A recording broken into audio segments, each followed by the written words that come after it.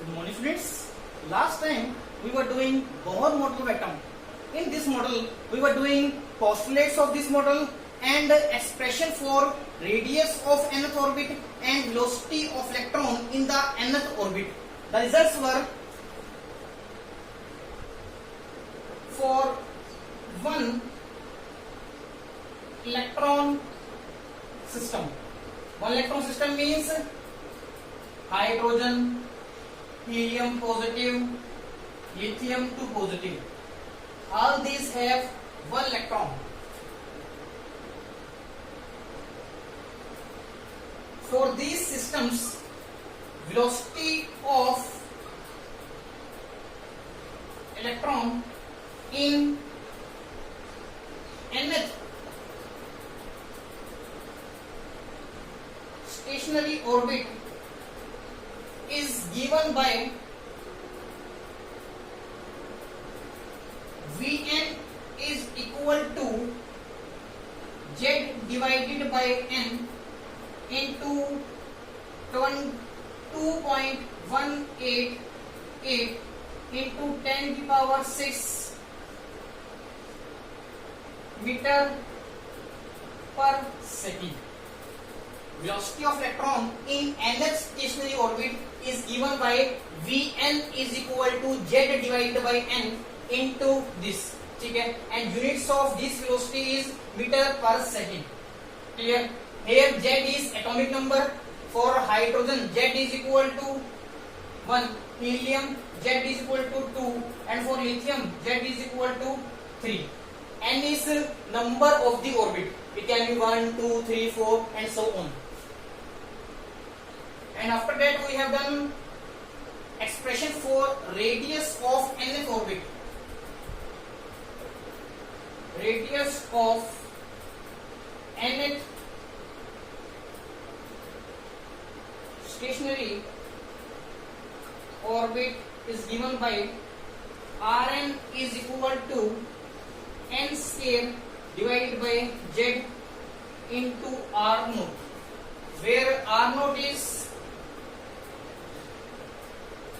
Bohr's radius. Bohr's radius means radius of first orbit of hydrogen atom, and its value is 0.529 angstrom. Therefore, we can calculate radius of nth orbit of any one electron system by this expression. Rn is equal to n square divided by Z 0.529 angstrom. Clear? These two expressions we have done. Today we will do expression for electronic energy, means energy of electron in nth stationary orbit. Total energy, that is equal to sum of kinetic energy and potential energy of electron in nth stationary orbit is given by En is equal to minus Z square divided by N square 21.8 into 10 to the power minus 19 joule per atom. Joule per atom means this is energy of electron revolving in nth orbit of one atom. Clear? This is expression for energy for one single atom only, and units are joule. Here Z is atomic number and N is number of the orbit. बेटा हम इसको drive भी करेंगे, ठीक है।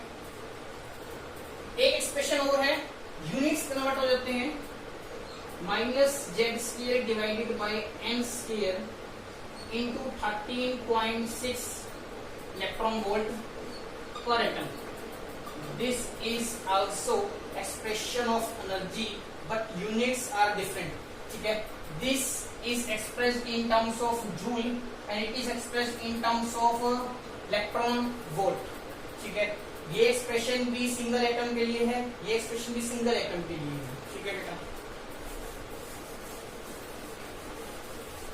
Third form है हमारे पास En is equal to minus z square divided by n square into 1312 kilojoule पर मोल. क्लियर, ये एक्सप्रेशन जो है इन यूनिट्स ऑफ किलो जूल है. ठीक है, ये ऊपर वाले दो एक्सप्रेशन जो हैं सिंगल एटम के लिए थे and this expression is for 1 mole of atoms. ये 1 मोल ऑफ एटम्स की एनर्जी है. ठीक है, 1 मोल एटम्स के अंदर अगर इलेक्ट्रॉन जो है nth ऑर्बिट में रिवॉल्व कर रहे हैं तो उनकी टोटल एनर्जी कितनी होगी, this much. Clear, 1 mole means 6.022 into 10 की पावर 23 एटम्स. ठीक है, पहले दो एक्सप्रेशंस जो हैं, एक एटम के अंदर अगर इलेक्ट्रॉन nth ऑर्बिट में रिवॉल्व कर रहा है तो उसकी एनर्जी क्या होगी. ठीक है, ये है इन टर्म्स ऑफ जूल और ये है in terms of electron volt.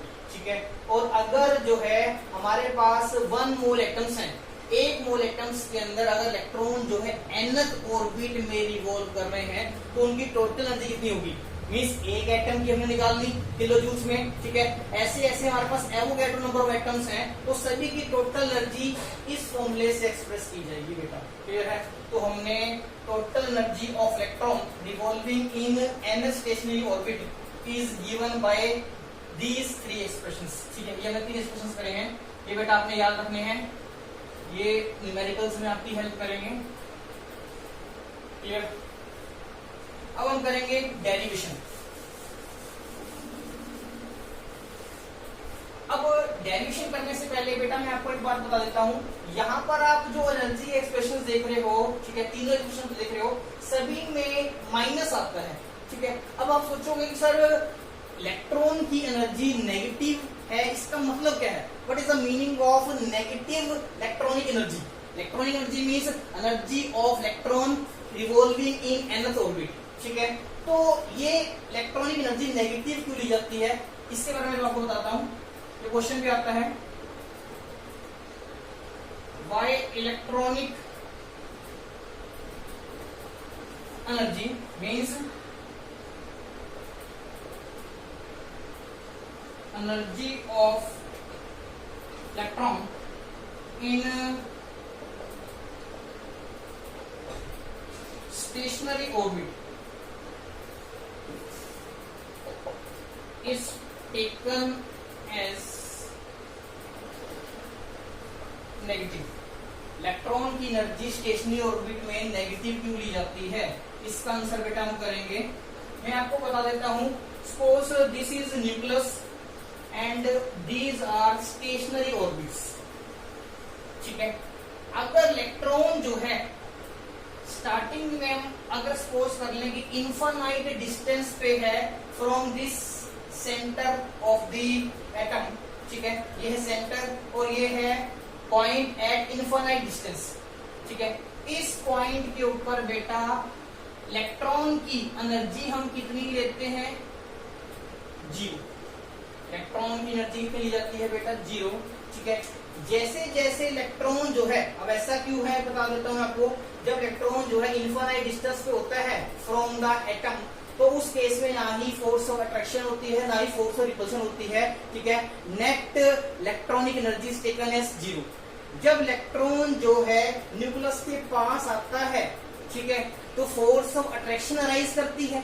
ठीक है, फोर्स ऑफ अट्रैक्शन अराइज करेगी तो एनर्जी क्या करेगी, डिक्रीज करेगी. उसका रीजन क्या है, देखो यहाँ पर तो एनर्जी कितनी है, 0. जैसे जैसे वो एटम के क्लोज आएगा, न्यूक्लियस के क्लोज आएगा तो कुछ वर्क भी करेगा. उस वर्क में क्या होगा, some amount of energy will be consumed. ठीक है, ये न्यूक्लियस के जब पास आएगा some amount of work will be done. इस वर्क में कुछ ना कुछ एनर्जी तो कंज्यूम होगी. ठीक है, अब इलेक्ट्रॉन की एनर्जी ऑलरेडी जीरो थी, अगर इस जीरो में से भी कुछ एनर्जी स्पेंड कर देगा तो इसका मतलब उसकी एनर्जी क्या होगी, नेगेटिव में चली जाएगी। ठीक है, तो इसका मतलब जब इलेक्ट्रॉन जो है स्टेशनरी ऑर्बिट में पहुंचता है, ठीक है, तो उसकी एनर्जी क्या ली जाती है, नेगेटिव। क्लियर है बेटा? When electron is at infinite distance from the atom, or you can say nucleus, its energy is taken as zero because at this point there is no force of attraction or repulsion. When it comes closer to the nucleus, some amount of work is done, ठीक है, and that is why some amount of energy is consumed. Since energy is already zero, now it becomes negative.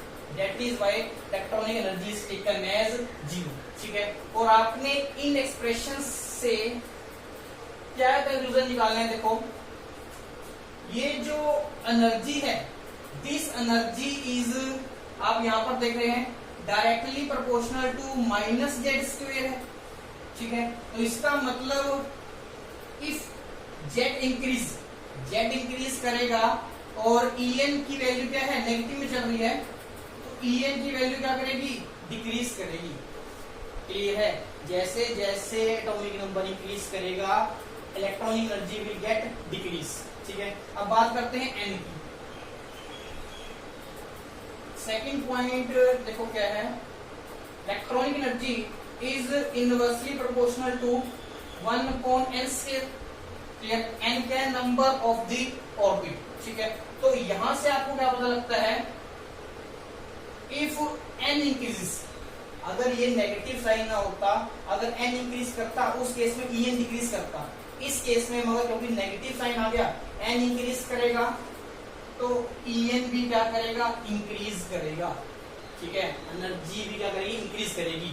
इसका मतलब अब देखो, इसकी N की value 1 है, इसकी एन की वैल्यू 2 है, एन की वैल्यू 3 है, एन की वैल्यू 4 है, एन की वैल्यू क्या है, 5 है। तो इसका मतलब जैसे जैसे हम न्यूक्लियस से दूर जाते रहेंगे, electronic energy will get increase and increase. ठीक है, मतलब आउटर ऑर्बिट में हायर एनर्जी होगी इलेक्ट्रॉन की। ठीक है, और लोअर ऑर्बिट में, लोअर ऑर्बिट कोई भी ले लेते हैं, सपोज करते हैं सेकंड ले लेते हैं, इसमें क्या होगी बेटा, लोअर एनर्जी। इसमें क्या होगी बेटा, lower energy. Energy of electron in the outer orbit is higher, whereas in inner orbits its energy is less. ठीक है, ये हमें यहां से पता लगता है। क्लियर? अब पॉइंट नंबर 1 को मैं दोबारा बता देता हूं। सपोज करते हैं कि हमारे पास दो एटम्स हैं, एक है हाइड्रोजन एटम और एक है हीलियम पॉजिटिव, दोनों ही 1 इलेक्ट्रॉन सिस्टम है। हम सपोज करते हैं दोनों का इलेक्ट्रॉन जो है फर्स्ट ऑर्बिट में रिवॉल्व करता है, तो किस केस में इलेक्ट्रॉनिक एनर्जी ज्यादा होगी, जिसकी जेड की वैल्यू क्या होगी, कम। ठीक है, जैसे मैंने आपको बताया, जेड इंक्रीज करता है, एनर्जी डिक्रीज करती है, तो जिसकी जेड की वैल्यू कम होगी उसकी एनर्जी क्या होगी, ज्यादा। तो इसका मतलब हाइड्रोजन की एनर्जी क्या होगी, मोर होगी। ठीक है, और इसकी एनर्जी क्या होगी, लेस होगी। क्लियर? दोनों की एन की वैल्यू हमने सेम ले ली, क्योंकि इसकी जेड की वैल्यू कम थी, इसकी एनर्जी क्या होगी, ज्यादा। क्लियर बेटा?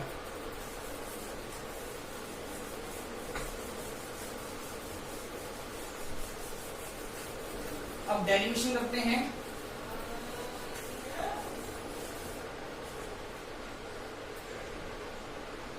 Derivation of electronic energy in nth stationery orbit. यहां पर हम जो इलेक्ट्रॉनिक एनर्जी की बात कर रहे हैं, that is total energy, and total energy is sum of kinetic energy and potential energy. तो electronic energy in nth stationary orbit is given by En is equal to sum of kinetic energy and potential energy. Kinetic energy is due to revolution of electron in nth orbit, and potential energy is due to position of electron in this stationary orbit. ठीक है, देखो बेटा ये है nucleus और हम बात करते हैं एन स्टेशनरी ऑर्बिट की। सपोज करते हैं न्यूक्लियस के अराउंड जिस हम स्टेशनरी ऑर्बिट की बात कर रहे हैं वो ये है, this is an stationery orbit. इस स्टेशनरी ऑर्बिट में बेटा इलेक्ट्रॉन क्या कर रहा है, सर्कुलर मोशन में रिवॉल्व कर रहा है, तो कुछ ना कुछ काइनेटिक एनर्जी भी होगी इसकी, दैट इज दिस। ठीक है, अब क्योंकि इलेक्ट्रॉन जो है इस ऑर्बिट में अपनी पोजीशन बनाए रख रहा है, तो इस पर्टिकुलर स्टेशनरी ऑर्बिट में उसकी कुछ ना कुछ पोटेंशियल एनर्जी भी होगी। ठीक है, एंड अगर इन दोनों एनर्जीज का सम करते हैं we will get a total kinetic energy that is known as electronic energy. ठीक है, अब काइनेटिक एनर्जी का फॉर्मूला क्या होगा, पोटेंशियल एनर्जी का फॉर्मूला क्या होगा, वो हमने पुट करना है इसमें। आपको पता है काइनेटिक एनर्जी का फॉर्मूला क्या होता है, हाफ mv²। ठीक है, ये पता है आपको, kinetic energy is equal to half mv²। ठीक है, और बोहर मॉडल के फोर्थ पोस्टुलेट में आपने पढ़ा था कि force of attraction between electron and the nucleus is balanced by centrifugal force. ठीक है बेटा, वहां पर सेंट्रीपिटल लिख रखा है हमने, वहां पर सेंट्रीफ्यूगल कर लेना। मैं आपको एक बार दोबारा समझा देता हूं। सपोज ये है न्यूक्लियस और इलेक्ट्रॉन जो है इस स्टेशनरी ऑर्बिट में रिवॉल्व कर रहा है, क्लियर है। तो ये न्यूक्लियस है, इस न्यूक्लियस के ऊपर चार्ज कितना बता रखा है आपको, Ze। ठीक है, इलेक्ट्रॉन के ऊपर माइनस चार्ज होता है और न्यूक्लियस के ऊपर पॉजिटिव चार्ज होता है। तो ये इलेक्ट्रॉन जो है इस न्यूक्लियस के साथ अट्रैक्शन फील करेगा। This force of attraction is given bye के Q1 into Q2 divided by R²। Force of attraction between this electron and this nucleus is given by this। पीछे बेटा मैंने K निगलेक्ट कर दिया था, मैंने आपको डिस्क्रिप्शन में बता रखा है कि K भी आएगा कांस्टेंट। ठीक है, K is constant, Coulomb's law पढ़ते हो फिजिक्स में। तो force of attraction between two charge particles is given bye K Q1 into Q2 divided by R²। ठीक है, K की वैल्यू होती है बेटा 9 into 10⁹ न्यूटन मीटर स्क्वायर पर कूलम स्क्वायर। क्लियर है, ये डिस्क्रिप्शन आप पढ़ोगे वीडियो का, उसमें मैंने आपको सारा बता रखा है। क्लियर, ये है force of attraction between this electron and this nucleus. अब क्योंकि इलेक्ट्रॉन जो है सर्कुलर पाथ में कंटिन्यूअसली रिवॉल्व कर रहा है, तो some centrifugal force will arise, centrifugal force. ठीक है, सेंट्रीफ्यूगल फोर्स इस तरह से, it direction is at tangential point. ये टेंजेंशियल पॉइंट होता है बेटा। क्लियर, मैंने आपको बताया था ये है इलेक्ट्रॉन जो इस सर्कुलर मोशन में रिवॉल्व कर रहा है, तो इस सर्कुलर मोशन में रिवॉल्व करने की वजह से इसमें अपने आप सेंट्रीफ्यूगल फोर्स राइज करती है जो इसको कंटिन्यूअसली रिवॉल्व कराती है अराउंड दिस सर्कुलर पाथ। अगर इस सेंट्रीफ्यूगल फोर्स की सेंट्रीफ्यूगल फोर्स की वैल्यू इस फोर्स ऑफ अट्रैक्शन से ज्यादा हो जाती है। ठीक है, देखो हो क्या रहा है, इलेक्ट्रॉन जो है इस न्यूक्लियस के साथ फोर्स ऑफ अट्रैक्शन फील कर रहा है और साथ ही वो क्या फील कर रहा है, सेंट्रीफ्यूगल फोर्स। सेंट्रीफ्यूगल फोर्स की डायरेक्शन होती है away from the centre. Clear है, एक फोर्स ऑफ अट्रैक्शन है जिसकी डायरेक्शन कहां पर है, toward the centre of the nucleus. Electron जो है सेंटर की तरफ फील कर रहा है, दैट फोर्स ऑफ अट्रैक्शन। ठीक है, और एक उसमें अराइज कर रही है सेंट्रीफ्यूगल फोर्स। इस फोर्स ऑफ अट्रैक्शन की डायरेक्शन होती है अवे फ्रॉम द सेंटर, वो इलेक्ट्रॉन को सेंटर से दूर लेके जाना चाहती है। अगर इन दोनों के बीच में बैलेंस नहीं होगा, ठीक है, बैलेंस नहीं होगा तो इसका मतलब एक फोर्स ज्यादा होगी। तो अगर सेंट्रीफ्यूगल फोर्स ज्यादा होगी तो इलेक्ट्रॉन ये ऑर्बिट छोड़ देगा और बाहर चला जाएगा। ठीक है, और अगर ये फोर्स ऑफ अट्रैक्शन ज्यादा होगी तो क्या होगा, इलेक्ट्रॉन जो है रिवॉल्व नहीं करेगा, ये स्पाइरल पाथ फॉलो करते करते इस न्यूक्लियस में आके फॉल होगा, गिर जाएगा। क्लियर, मगर एक्चुअल में ऐसा नहीं होता। There is complete balance between this force of attraction between electron and nucleus and centrifugal force. Clear, there is complete balance. दोनों फोर्सेस क्या होती है, इक्वल मैग्नीट्यूड की होती हैं। ठीक है, तो इससे क्या रिजल्ट निकलता है, देयर इज ए आप कह सकते हो कि मतलब ऐसा होता है कि इलेक्ट्रॉन जो है कंटिन्यूसली रिवॉल्व करता ही जाता है। क्लियर? वहां से हमने आपको बताया था कि सेंट्रीफ्यूगल फोर्स का फॉर्मूला होता है mv² divided by r। Clear है बेटा? This force of attraction between electron and nucleus is also known as centripetal force. ये सेंट्रीपिटल फोर्स होती है। सेंट्रीपिटल फोर्स की डायरेक्शन होती है टुवर्ड द सेंटर, ठीक है, और सेंट्रीफ्यूगल फोर्स की डायरेक्शन होती है अवे फ्रॉम द सेंटर। ये आप फिजिक्स में पढ़ते होंगे।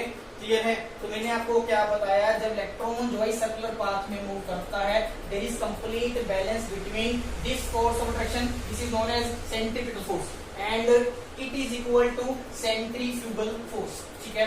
फोर्स ऑफ अट्रैक्शन का फॉर्मूला ये है और सेंट्रीफ्यूगल फोर्स का फॉर्मूला ये है, क्योंकि दोनों की वैल्यू सेम होती है। तो हमारे पास क्या आता है बेटा, K(Q1 × Q2) divided by r² is equal to mv² divided by r। ये आता है। तो यहां से हम mv² की वैल्यू निकाल लेंगे। mv² की वैल्यू आएगी बेटा K(Q1 Q2) divided by r। Clear है? ये हम पुट कर देंगे काइनेटिक एनर्जी फॉर्मूले में। तो हमारे पास बेटा क्या आ जाएगा, kinetic energy half K(Q1 Q2) divided by r। Clear? This is expression for kinetic energy. यदि आपने याद रखना है, ये क्या होता है, कांस्टेंट होता है, इसकी वैल्यू होती है 9 × 10⁹ न्यूटन मीटर स्क्वायर पर कूलम स्क्वायर। क्लियर? Q1 क्या है, चार्ज ऑन इलेक्ट्रॉन, ठीक है, Q2 क्या है, चार्ज ऑन न्यूक्लियस, और इलेक्ट्रॉन के ऊपर चार्ज हम कितना लेते थे पीछे, 4 पोस्टुलेट में E लेते थे, और न्यूक्लियस के ऊपर चार्ज कितना लेते थे बेटा, Ze। ये आपको याद होगा। क्लियर? हम यहाँ पर वैल्यूज पुट कर देंगे।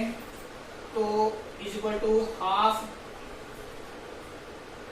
K E × Ze divided by r। This is expression for kinetic energy. Clear है? अब पोटेंशियल एनर्जी का एक्सप्रेशन क्या होगा बेटा, पोटेंशियल एनर्जी क्यों राइज करती है, जब इलेक्ट्रॉन जो है इनफाइनाइट डिस्टेंस पे होता है from the centre of the nucleus, it's potential energy is 0, क्योंकि वहां पर इलेक्ट्रॉन ना ही अट्रैक्शन फील करता है ना ही रिपल्शन फील करता है। जब इलेक्ट्रॉन जो है न्यूक्लियस के पास आना स्टार्ट करेगा तो क्या होगा, it will feel force of attraction, attraction force feel करेगा। इस अट्रैक्शन की वजह से उसकी एनर्जी क्या करती है, डिक्रीज करती है। एनर्जी क्या करती है बेटा, डिक्रीज करती है। क्लियर? और अगर वो अट्रैक्ट होके एक पर्टिकुलर स्टेशनरी ऑर्बिट, जो हम nth ऑर्बिट की बात कर रहे हैं, उस nth ऑर्बिट में अपनी पोजीशन लेता है, तो उसकी पोटेंशियल एनर्जी का फॉर्मूला क्या होगा बेटा, मैंने आपको बता ही दिया था। जब इलेक्ट्रॉन इनफाइनाइट डिस्टेंस पे हो तो उसकी एनर्जी, यहाँ पर पोटेंशियल एनर्जी की बात कर रहे हैं, पोटेंशियल 0 होगी। जब वो nth ऑर्बिट में अपनी पोजीशन लेगा तो उसका फॉर्मूला होता है बेटा -K(Q1 Q2) divided by r। Clear है? Potential energy of electron in the nth orbit is given by this expression. यहाँ पर K क्या है, कांस्टेंट, और r क्या है, radius of nth orbit. Q1 क्या है, चार्ज ऑन इलेक्ट्रॉन, Q2 क्या है, charge on the nucleus. Clear है? जब इलेक्ट्रॉन जो है nth ऑर्बिट में अपनी पोजीशन लेगा तो उसकी पोटेंशियल एनर्जी का फॉर्मूला क्या होगा, दिस। क्लियर है? और काइनेटिक एनर्जी का फॉर्मूला मैंने आपको बता ही दिया, ये था। क्लियर? अब दोनों को हमने ऐड करना है। ये सारा मेरा कर देता हूँ। पहले हम क्या करते हैं, Q1 और Q2 की वैल्यू कर देते हैं, -K × E × Ze divided by r। Clear है? लास्ट वीडियो में बेटा आपने बता रखा है मैंने, Q1 और Q2 क्या है, charge on electron and nucleus. वहां पर मैंने बताया था इलेक्ट्रॉन के ऊपर चार्ज हमने E ले रखा है। E की वैल्यू कितनी होती है, 1.66 × 10⁻19 कूलम्स। ठीक है? और न्यूक्लियस के ऊपर चार्ज कितना होता है, Ze। Z क्या है, एटॉमिक नंबर। क्लियर? तो काइनेटिक एनर्जी और पोटेंशियल एनर्जी की वैल्यू से पुट कर देते हैं, तो we get total energy En। Values put कर रहे हैं बेटा। काइनेटिक एनर्जी की वैल्यू है 1/2 K E² Z divided by r। ठीक है? पोटेंशियल एनर्जी की है बेटा -K E² Z divided by r। Clear है?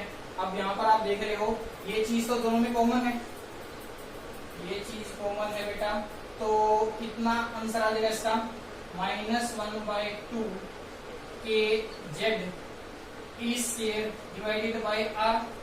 इसको आप सोल्व कर लोगे, यही आंसर आएगा। क्लियर है? तो ये किसकी वैल्यू बेटा? ये आपको पता है वैल्यू होती है काइनेटिक एनर्जी की। तो इसका मतलब क्या हुआ कि टोटल एनर्जी जो है, टोटल एनर्जी En जो है किसकी होती है? Minus kinetic energy. यहां से हमें पता लग गया। क्लियर है? Total energy is equal to minus K E. Clear है? क्योंकि half K Z E square by R किसकी वैल्यू होती है? काइनेटिक एनर्जी की होती है। क्लियर है? और काइनेटिक एनर्जी और पोटेंशियल एनर्जी के बीच में आपको क्या रिलेशन लगता है? यहाँ पर भी देखो, दोनों में ये फैक्टर का कांस्टेंट है, दोनों में सेम है, K Z E square by R. इसमें भी है K Z E square by R. ठीक है? तो दोनों से आपको पता लगता है कि this potential energy is equal to minus of 2 kinetic energy. Clear है? पोटेंशियल एनर्जी की वैल्यू क्या होगी? अगर इस काइनेटिक एनर्जी को 2 से मल्टीप्लाई कर दिया जाए और इसके साथ माइनस का साइन लगा दिया जाए तो we will get the value of potential energy. तो पोटेंशियल एनर्जी और काइनेटिक एनर्जी में क्या रिलेशन बताया मैंने? Potential energy is equal to -2 kinetic energy. ये बेटा आपकी न्यूमेरिकल्स में हेल्प करेगा। एक मैंने ये बताया है potential energy is equal to -2 kinetic energy, और एक मैंने ये बताया है total energy is equal to minus kinetic energy. Clear है? हमारे पास एनर्जी का एक्सप्रेशन दिया आया था। क्लियर है?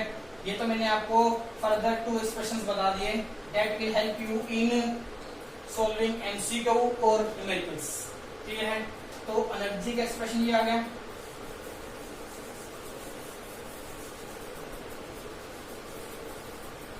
फर्दर आप देखो इस एक्सप्रेशन के अंदर आर की वैल्यू पुट कर सकते हो। क्लियर है? आर क्या होता है? Radius of the nth orbit, और उसका फॉर्मूला आपको करवा रखा है। ठीक है? देखो कैसे मैंने फाइंड आउट किया था। Angular momentum is equal to mvr is equal to nh divided by 2 pi. Clear? और r की वैल्यू क्या बताई थी? nh divided by 2 pi mv। Clear है? ये बताई थी मैंने रेडियस ऑफ nth ऑर्बिट।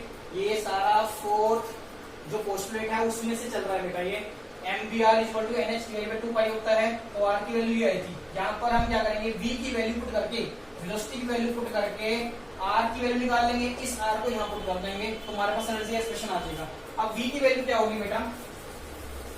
ये हमने निकाला था फोर्थ पोस्टुलेट में ही, force of attraction between electron and nucleus is balanced by centrifugal force. तो हमारे पास क्या आया था? K1 into Q2 divided by r square is equal to mv square divided by r। Clear है? यहाँ से हमने बेटा v की वैल्यू निकालनी थी। हम बेटा Q1 Q2 की वैल्यू पुट करते हैं। Q2 क्या बेटा? ZE, r के साथ एक r कैंसिल कर सकते हैं,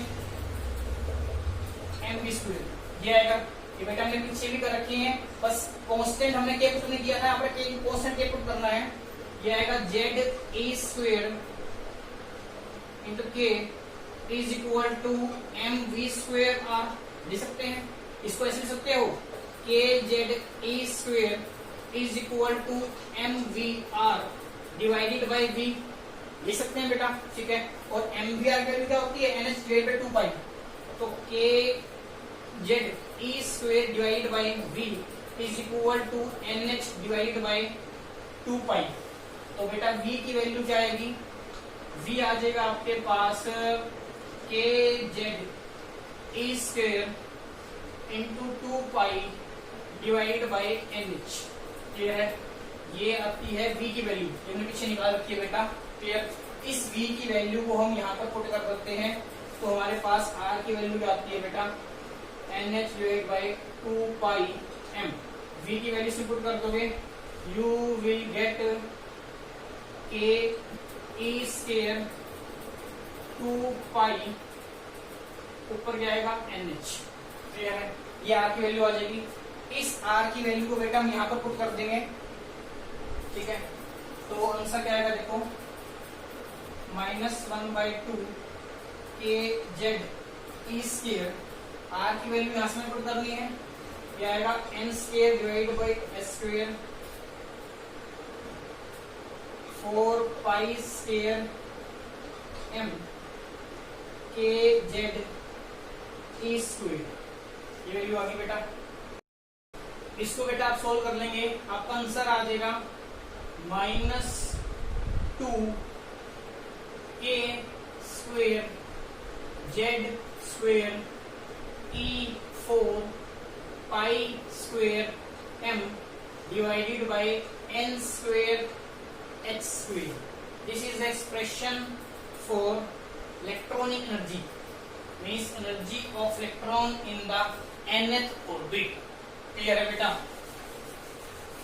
अगर इस एक्सप्रेशन में आप k की वैल्यू पुट करते हो, क्लियर है, e की वैल्यू पुट करते हो, k की वैल्यू पुट करते हो 9 इंटू 10 की पावर 9, e की वैल्यू पुट करते हो 1.66 इंटू 10 की पावर माइनस 19 कूलम्स, ठीक है।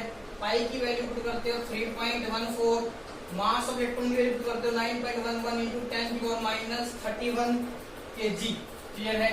h की वैल्यू पुट करते हो 6.626 इंटू 10 की पावर माइनस 34 जूल सेकंड। ये सभी कांस्टेंट्स की वैल्यू अगर आप पुट करते हो तो आपके इलेक्ट्रॉनिक एनर्जी के एक्सप्रेशंस क्या बन जाते हैं? En is equal to minus Z square divided by N square into 21.9 into 10 minus 19 joules, ठीक है। एक बनेगा En is equal to minus Z square divided by N square into 13.6 electron volt, clear. ये है इन टर्म्स ऑफ जूल्स, ये in terms of electron volt. और आपको electron volt और जूल के अंदर रिलेशन पता है, 1 electron volt is equal to 1.66 into 10 की पावर माइनस 19 जूल्स। ये आपको पीछे वीडियोस में बता रखा है, 1 इलेक्ट्रॉन वोल्ट वैल्यू होती है, ठीक है। तो electronic energy in terms of joule ये होगी, इन टर्म्स ऑफ इलेक्ट्रॉन वोल्ट ये होगी। यहाँ पर जेड क्या है? Atomic number of 1 electron system. अगर हाइड्रोजन है तो 1, हीलियम पॉजिटिव है तो 2, लिथियम तो पॉजिटिव है तो 3, और n क्या है? Orbit, stationery orbit. जिस ऑर्बिट में भी आपने इलेक्ट्रॉन एनर्जी निकालनी है उस ऑर्बिट की वैल्यू यहाँ पर पुट कर दोगे, क्लियर है बेटा। और अगर हमारे पास 1 मोल ऑफ एटम्स हैं, 1 मोल ऑफ एटम्स हैं, ठीक है, तो ये तो सिंगल एटम के लिए है, ये एक्सप्रेशन तो सिंगल एटम के लिए है, क्लियर है।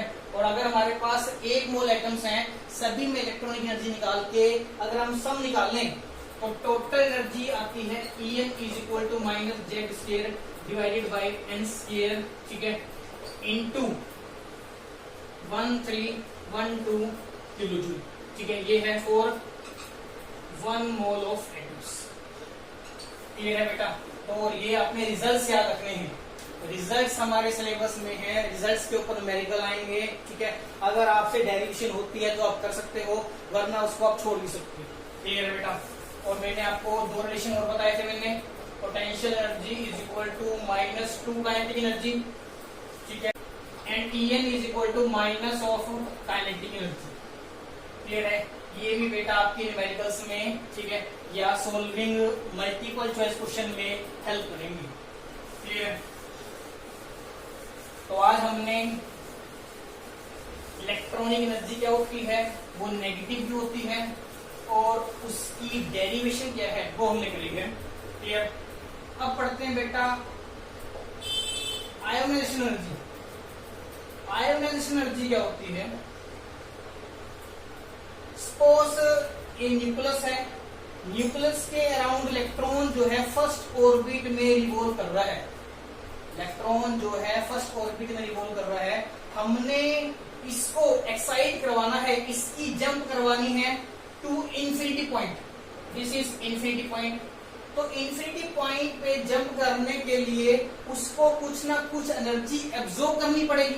हमने पढ़ रखा है इन द बोहर मॉडल, जब इलेक्ट्रॉन एनर्जी एब्जॉर्ब करता है ये जंप करता है हायर ऑर्बिट में, और अगर इलेक्ट्रॉन जो है एनर्जी रिलीज करता है तो वो लोअर ऑर्बिट में जंप करेगा। इस केस में अगर आप इलेक्ट्रॉन को एनर्जी सप्लाई करोगे तो ये एनर्जी एब्जॉर्ब करने के बाद जंप करेगा, क्लियर है। सपोज करते हैं हम इस इलेक्ट्रॉन की जंप करवाना चाहते हैं टू इंफिनिटी पॉइंट, क्लियर है। इंफिनिटी पॉइंट पे एनर्जी कितनी होगी? E infinity. और इस स्टेज के ऊपर सपोज करते हैं कि इलेक्ट्रॉन की एनर्जी कितनी है? E1। हम उसको फर्स्ट ऑर्बिट से इंफिनिटी पॉइंट पे भेजना चाहते हैं, तो इलेक्ट्रॉन को एनर्जी सप्लाई करनी पड़ेगी। The amount of energy absorbed by the electron so as to jump to infinity point, this energy absorbed is known as ionisation energy. This energy is known as ionisation energy. तो ionisation energy क्या होगी बेटा? It is the amount of